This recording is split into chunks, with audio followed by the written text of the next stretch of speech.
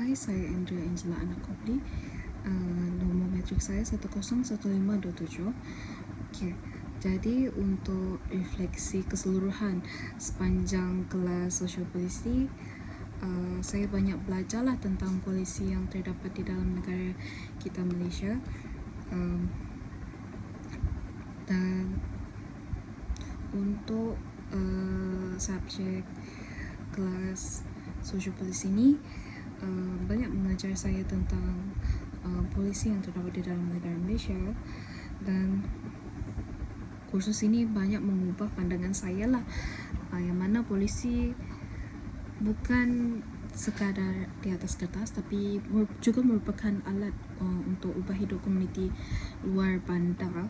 Dan saya lebih yakin rancangan intervensi mampan seperti 2030 melalui RMK 13. Saya juga dapat belajar analisis kritikal, contohnya seperti assignment yang doktor bagi untuk yang terakhir tadi, projek. Lepas tu saya untuk kelas ni saya banyak belajar tentang banyak benda baru. Contoh macam sebelum ni saya tak tahu apa itu SARA, saya tak tahu apa itu IKASE, saya tidak tahu apa itu SDR. Tapi lepas saya masuk dalam kelas ni, belajar dalam kelas ni, saya dapat maklumat barulah tentang apa itu bantuan yang telah disediakan oleh pihak kerajaan untuk menolong rakyat di dalam negara kita Malaysia. Seterusnya, untuk refleksi perbincangan kita dengan 3 buah negara sepatutnya, yang mana seharusnya melibatkan negara Ghana, Pakistan dan Iran. Tetapi pada 29 Disember tu hanya 2 negara saja yang dapat mengikuti perbincangan kelas perkongsian.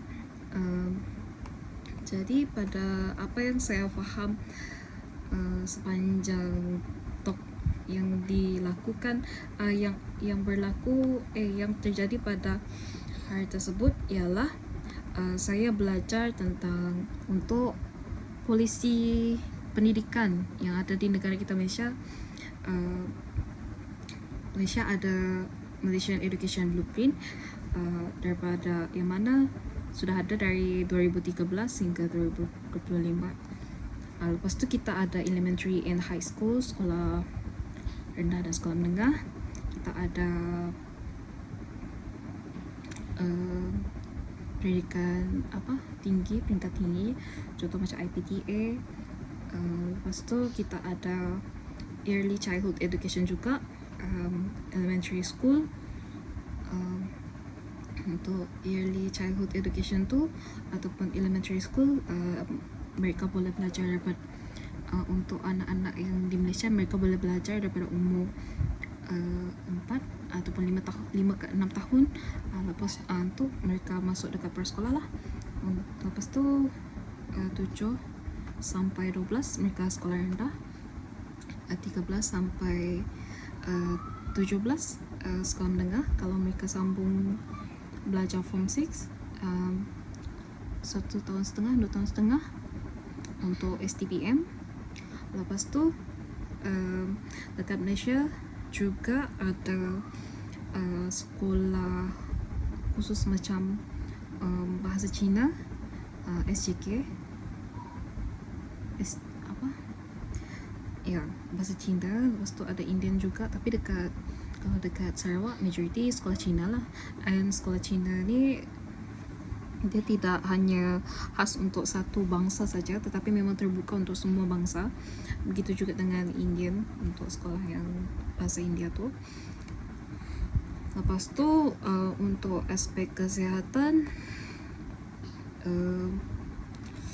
Malaysia dia ada polisi di mana kerajaan memberikan peruntukan harga rendah lah kalau kita pergi ke klinik kesihatan kerajaan ataupun hospital kerajaan. Masyarakat atau rakyat negara Malaysia tidak perlu payah dengan harga kos yang mahal. Lepas tu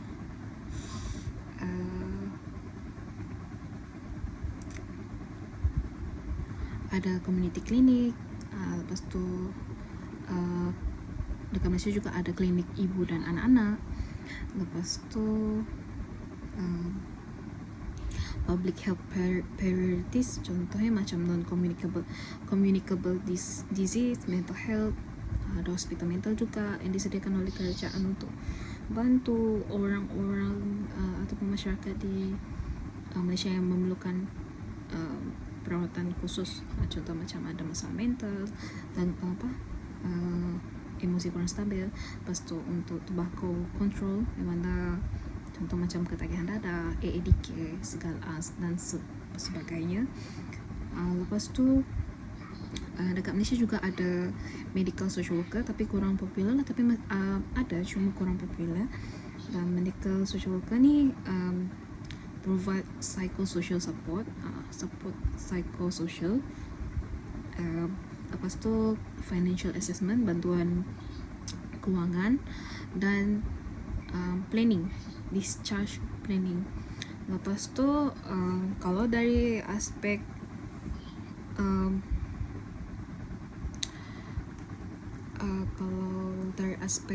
housing policy perumahan, kita ada untuk housing policy guided by National Housing Policy 2018 hingga 2025. Tujuannya adalah untuk masyarakat dapat beli rumah mampu milik dan selamat lah. Lepas tu fokus group ni untuk dalam polisi ni orang yang berpendapatan rendah seperti P40, yang mana program yang dilakukan atau dianjurkan adalah seperti People Housing Program, PPR. Lepas tu fokus group yang kedua ialah middle income, M40, mana ada affordable housing project lah. Lepas tu untuk cabaran yang ada, saya rasa income price gap. Lepas tu apa lagi, housing affordable in urban area. Lepas tu untuk digital policy,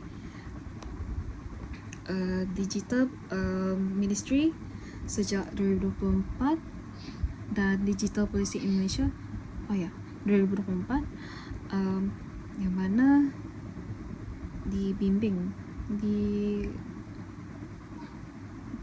dipegang oleh My Digital dan Kementerian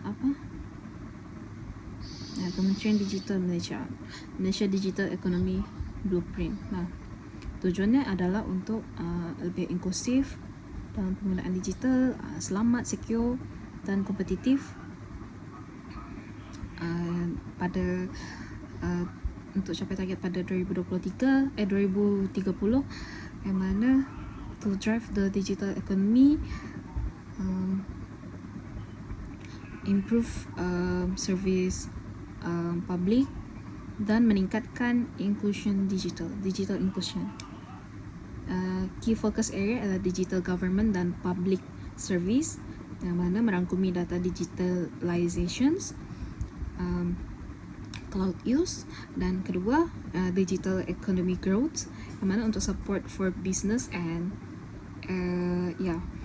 lepas tu AI dan digital skill development, lepas tu cyber security dan data protections. Untuk ongoing challenges dalam digital policy ialah digital device lah, lepas tu digital privacy concern, lepas tu digital divide, data privacy concern dengan itu saja, and even digital skills. Lepas tu Malaysia digital policy balance innovations, economic growth and public intervention in a fast changing digital environment. Untuk Okay, kalau di